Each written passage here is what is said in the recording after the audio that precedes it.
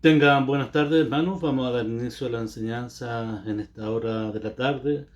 Dar gracias al Señor, ¿no? Por lo que Él nos brinda, nos da y porque nos permite aún seguir estudiando este libro de los Salmos. Así que le invito a que vaya ya al Salmo número 69 y hoy día vamos a ver versículo 9 al 12. Bien, Salmo 69, 9 al 12, para que ahí todos podamos leer. Bien, si lo tiene ahí, acompáñeme usted ahí también con la lectura. Dice así: porque me consumió el celo de tu casa y los de los que te vituperaban, cayeron sobre mí. Lloré, afligiendo con yugo mi alma, y esto me ha sido por afrenta. Puse además cilicio por mi vestido, y vine a hacerles por proverbio. Hablaban contra mí los que se sentaban a la puerta, y me zaherían en sus canciones los bebedores. ¿Oramos? Buen Dios y Padre, ante su presencia vamos en esta hora de la tarde y te damos las gracias. Gracias infinitas porque nos permite abrir tu palabra y sacar de ella también la enseñanza para nuestras vidas. Ayúdanos, Señor, y guíanos para poder tener sabiduría, que tu Espíritu Santo nos ilumine para entender tu palabra y traiga claridad a nuestras vidas. Padre, ayúdanos a poder ser cada día mejores hijos tuyos, Señor, que podamos amarte, honrarte con todas nuestras fuerzas y poder servirte también como tú te lo mereces. Bendice cada uno de mis hermanos que van a ver esta enseñanza y que tu nombre sea glorificado en cada una de nuestras vidas. Te lo pedimos y te lo rogamos en Cristo Jesús. Amén. Bien, vamos a continuar entonces aquí con este estudio. Y acá nos va a hablar un poquito David, ¿no? Como ya sabemos que el Salmo de David nos va a hablar acerca de las consecuencias, ¿no? Que a él en su propia vida le acarrió el pecado. Ya se acuerda usted que la vida de David, que hemos estado estudiando también a través de los salmos, los pecados que él ha cometido, ¿no es cierto? Adulterio, asesinato, un sinnúmero de cosas. Entonces, todas estas cosas, ahora David acá nos muestra cómo le ha causado, o sea, las consecuencias que le ha acarreado el pecar contra Dios. Y al igual que David, ¿no? Nosotros también cuando pecamos, nuestros pecados van a traer consecuencias, en el cual también van a afectar nuestras vidas. Y vamos a ver aquí cómo David nos muestra, ¿no? Que el pecado también que él ha cometido hacia Dios ha afectado en su vida. Y empezamos con el versículo 9 allí, ¿no? Que dice, miren, porque me consumió el celo de tu casa. Ya el pecado de David realmente no era la única causa de su problema. ¿Cuál consecuencia le trajo? Acá dice, miren, el celo de tu casa. ¿Por qué? Porque David en su corazón eh, quería edificar, ¿no? Quería edificar un templo para Dios donde pudiera Dios ser adorado, glorificado, pero a consecuencia de su pecado, él no lo pudo construir, tal vez lo empezó, pero el que realmente lo construyó fue posteriormente su hijo, Salomón, a quien Dios le dio para que lo pudiera construir, ¿no? Y poder así estar allí la presencia de Dios en ese lugar. Dice el versículo ahí 9, ¿no? Dice, miren, y los denuestos de los que te vituperaban cayeron sobre mí, o sea, todos los vituperios, todo los blasfemos, todo pensamiento mal cayó sobre quién, sobre David. ¿Ya? ¿Por qué? Porque él era rechazado y era criticado, ¿no? Porque él se decía amar a Dios y aún amar la casa de Dios y construir un templo, pero la gente que lo conocía y sabían de él decían de él, pero ¿cómo tú, siendo como eres, dices amar a Dios? Tú que asesinaste, tú que adulteraste, tú que te metiste con una mujer y tuviste un hijo, y etcétera, ¿no? Y más encima quieres construir una casa para Dios, no, eso no te corresponde a ti, en otras palabras, ¿no? La gente le decía. Y va a pasar también muchas veces con nosotros mismos, ¿no? Que cuando queremos hacer algo y la gente que nos conoce y sabe que nosotros anduvimos en cosas malas o pecadoras, ¿no? Hacia Dios, no nos van a creer. Y por más que nosotros digamos, no, si hemos cambiado, ellos se van a quedar con esa imagen pasada, ¿no? De quién fuimos y no de un hombre renovado como Dios lo ha hecho en nosotros, que nos ha renovado. Realmente el celo relacionado con la casa de Dios, en el caso de David, ¿no? Fue evidente, ¿ya? Era evidente que él quería construir una casa para Dios, pero Dios no se lo permitió, ¿ya? No permitió que él construyera el templo, sí permitió que su descendencia, en este caso su hijo, lo pudiera construir. Consecuencia, ¿no? Del pecado que cometió David. Tal vez si David no hubiese cometido esos pecados, ¿no? Que para Dios son abominación, Dios tal vez lo hubiese permitido a él construir y seguir adelante el anhelo que él tenía ahí en su corazón. Si nosotros vamos a segundo de Samuel, miren,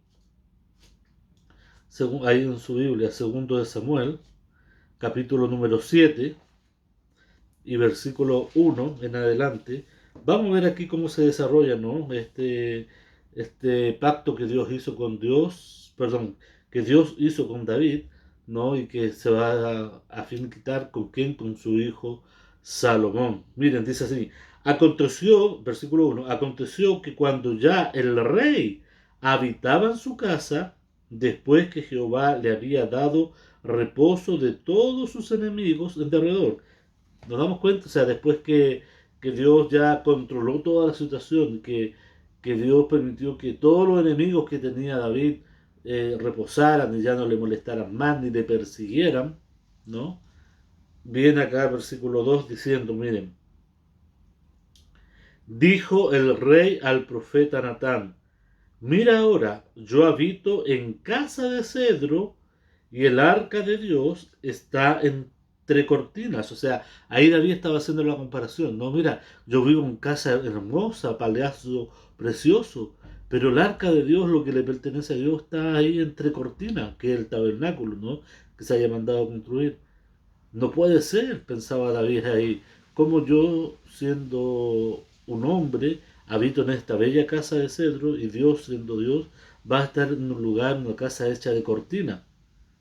Ese es el sentido. Entonces ahí dice el versículo 3, y Natán dijo al rey, anda y haz todo lo que está en tu corazón, porque Jehová está contigo. O sea, ahí Natán le está aconsejando, ¿no?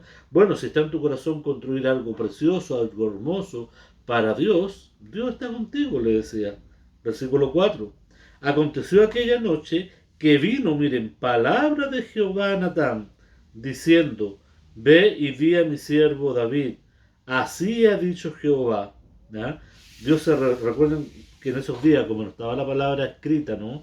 Dios se revelaba a través de sueños, a sus profetas y todo, y Dios se reveló a Natán para que Natán le dijera posteriormente a quién, a David, lo que Dios estaba diciendo. ¿Y qué dijo David? Perdón, ¿qué dijo Dios acá a Natán? La parte B del 5 dice, una pregunta, ¿no? ¿Tú me has de edificar casa en que yo more? Eso es lo que pregunta Dios, ¿no? ¿Tú, David, quieres construir una casa para mí, en el fondo? ¿Mm?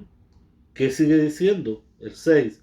Ciertamente no he habitado en casa desde el día en que saqué a los hijos de Israel de Egipto hasta hoy, sino que he andado en tienda y en tabernáculo. Nos damos cuenta como Dios ahí da a entender que él ha andado ahí en tienda, en tabernáculo, porque el pueblo, recuerden, de Israel se estaba desplazando, ¿no? Saliendo de Egipto, desplazándose allí por diferentes lugares hasta llegar al lugar que Dios les tenía ahí prometido. Versículo 7 dice, y en todo cuanto he andado con todos los hijos de Israel, ¿he hablado yo palabra a alguna de las tribus de Israel a quien haya mandado apacentar a mi pueblo de Israel, diciendo, ¿por qué no me habéis edificado casa de cedro? O sea, Dios ahí conversando, espero que podamos entender, ¿no? Ese sentido, Dios conversando ahí con Natán y diciéndole, mira, dile todo esto que yo te digo ahora a ti, a quien, a David, para que él pueda entender. Todo el tiempo que yo anduve vagando en campamento, perdón, en carpa o en tienda o en el tabernáculo, le pedí a alguna tribu que construyera una casa de cedro para mí. Ese es el sentido, ¿no? Versículo 8.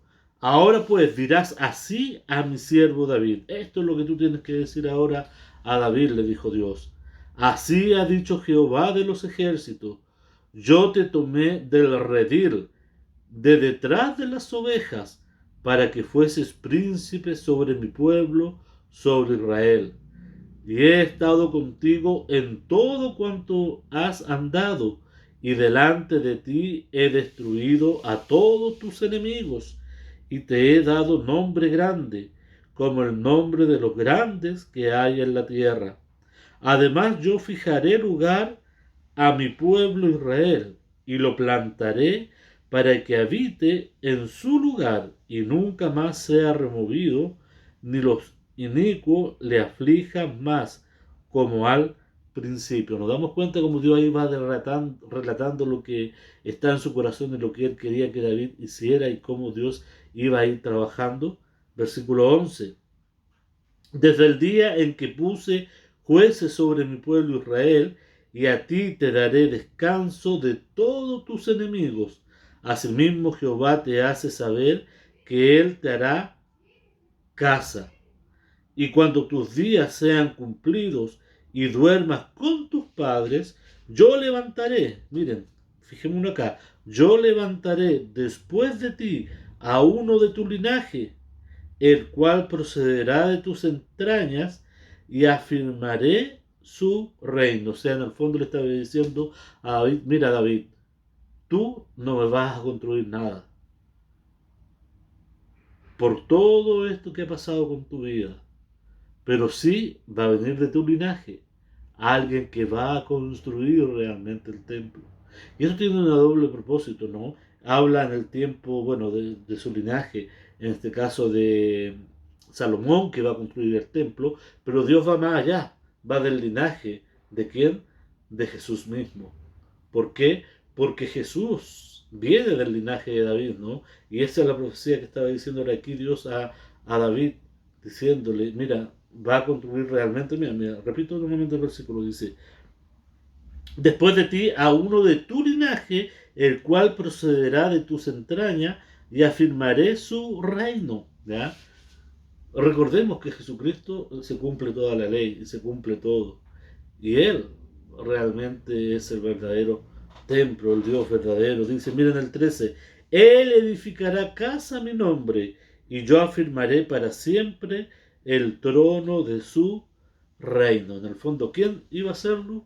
Su hijo, ¿no? Su hijo ahí, David. ¿Por qué? Consecuencia, ¿no? Del pecado de David por no obedecer a Dios conforme a la escritura, y tuvo que pagar esta consecuencia, aunque en el corazón de David estaba, ¿no? El querer construir el templo, construir una casa para Dios, pero Dios no se lo permitió. Sí, a su descendencia. ¿Mm? Y en la diligente preparación, ¿no es cierto?, que Dios hizo ahí para construir el templo, se lo dio ¿a quién? A su hijo Salomón. ¿Ya? Y vamos ahí a Primero de Crónica, miren, Primero de Crónica, ahí en su Biblia, capítulo 22. Primero de Crónica 22, versículo 1 al 6. Primera de Crónicas 22, 1 al 6. Y dijo David, aquí estará la casa de Jehová Dios, y aquí el altar del holocausto para Israel. Después mandó David que se reuniese a los extranjeros que había en la tierra de Israel, y señaló de entre ellos canteros que labrasen piedras para edificar la casa de Dios. Asimismo preparó David mucho hierro para la clavazón de las puertas y para las junturas, y mucho bronce sin peso, y madera de cedro sin cuenta, porque los sidonios y tirios habían traído a David abundancia de madera de cedro. Y dijo David, ¿a quién? Ahora, ¿a quién se dirige? A su hijo Salomón. Miren, Salomón, mi hijo es muchacho y de tierna edad, y la casa que se ha de edificar a Jehová ha de ser magnífica por excelencia, para renombre y honra en todas las tierras. Ahora pues, yo le prepararé lo necesario, y David, antes de su muerte, hizo preparativos en grande abundancia.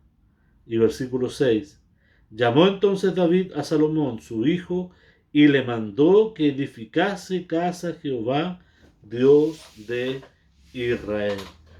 Ahí está, ¿no? Todo el cuadro completo, si usted lo quiere leer, bueno, introduzcámonos, perdón, a las escrituras para que allí podamos ver toda la historia, ¿no? Y tener un cuadro ahí generalizado. Pero ahí está, consecuencia de pecado que tuvo David, Dios no le permitió cumplir con lo que él anhelaba, pero sí se lo permitió a quien, a su descendencia, en este caso a Salomón. Volvamos al capítulo número de los Salmos 69 que estamos estudiando. Miren, versículo número 10 dice: lloré afligiendo con ayuno mi alma, y esto me ha sido por afrenta. O sea, David lloró, ¿no? Lloró de una manera a tal punto que ayunó, ¿ya? Y esto de ayuno era una costumbre que ellos tenían, ¿no? Ayunó por el pecado que él tenía, por el pecado que había cometido, ¿no? Y que, ¿para qué? Para que Dios allí le pudiera perdonar.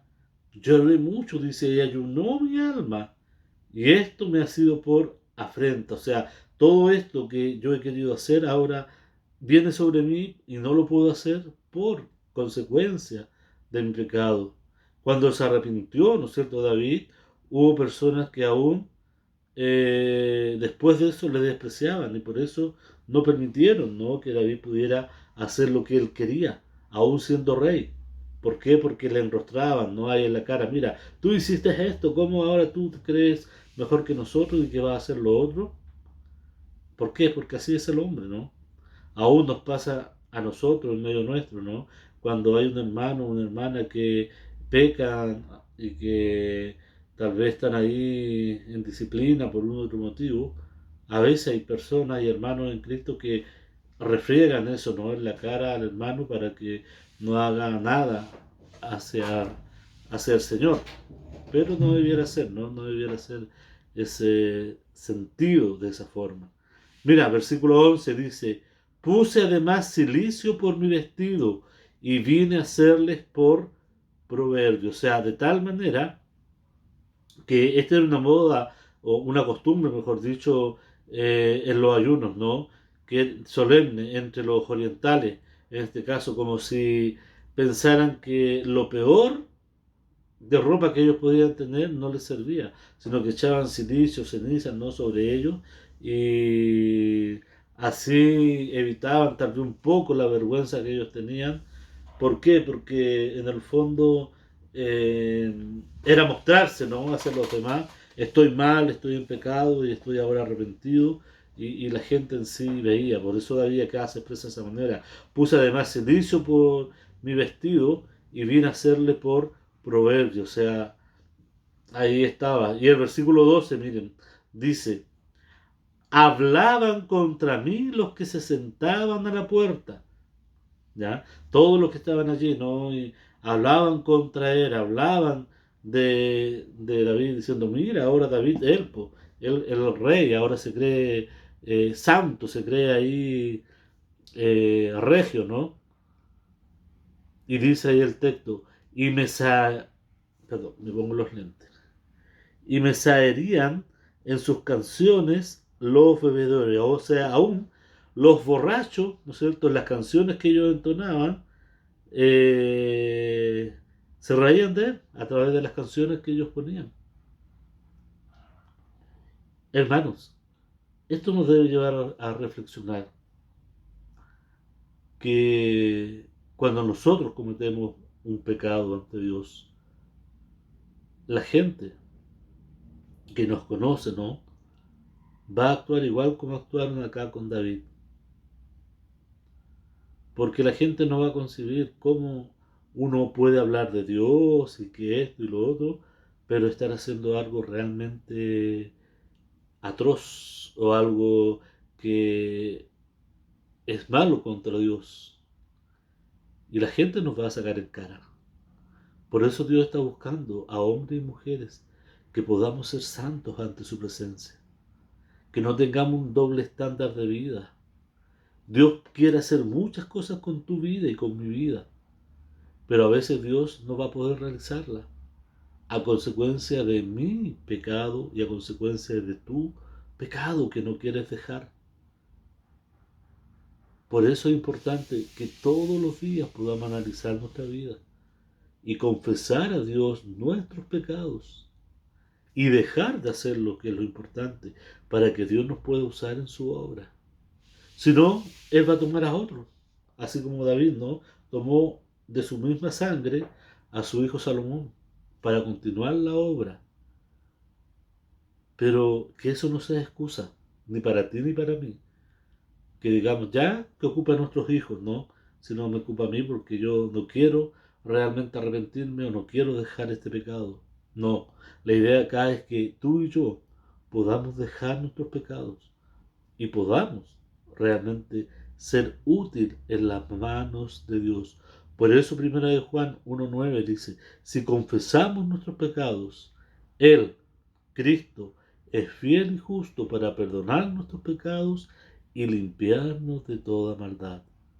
No sé cómo estás hoy, hermano querido, pero si hay pecados en tu vida, Dios no te va a usar. Pero si tú los confiesas, como dice ahí 1 Juan 1.9, y te apartas de eso, Dios puede usarte. A pesar de que tal vez la gente los vea y no nos crea. Porque tantas veces hemos prometido, ¿no? Y después caemos nuevamente. Pero tiene que haber un momento definitivo en el cual tú y yo podamos decir, Señor, perdónanos. Confieso mi pecado. Me arrepiento. Y quiero ser un siervo en tus manos, útil para gloria y honra de tu nombre. Hermanos, tenemos a nuestro alcance el poder traer gloria a Dios, el poder traer honra a Dios. Y eso va a depender de ti y de mí, si estamos dispuestos a que Dios nos pueda usar. No seamos como David, que por su terquedad perdió las bendiciones de Dios. Y su hijo tuvo que continuar el legado y Dios le permitió a él que construyera ese hermoso templo. No permitas que otro construya lo que tú puedes construir para Dios hoy, porque Dios te quiere usar a ti hoy y me quiere usar a mí hoy, y no a mi hijo o a las generaciones que vienen. Solo tenemos que ir ante Dios, pedir perdón y que Él nos pueda restaurar. Oramos. Bendito Dios y Padre, tú nos conoces, Señor, y conoces mi corazón y el corazón de mis hermanos. Sabes tú, Señor, nuestras faltas, conoces tú, Señor, el pecado que tal vez nos puede estar acechando en nuestras vidas y que podamos estar tal vez batallando día a día con él. Ayúdanos, Señor, a poder realmente rendirlo y dejarlo en tus pies, Señor, esos pecados. Que tú nos levantes, nos fortalezcas, nos guíes, nos animes, nos ayudes para poder traer gloria y honra a tu nombre y poder ser usados por ti, Señor, en tu obra. Señor, usa a cada uno de mis hermanos, ayuda a cada uno de mis hermanos, y que tú, Padre amado, seas glorificado en cada uno de nosotros. Ayúdanos a poder honrarte, servirte como tú te lo mereces. Bendice, Señor, esta enseñanza y a cada uno de mis hermanos que la van a ver. Y dejo todo esto en tus manos. En el bendito nombre de Cristo Jesús. Amén. Hermanos queridos, que el amor de Dios, la paz de Cristo y el gozo del Espíritu Santo sea con cada uno de nosotros. Que el Señor nos bendiga.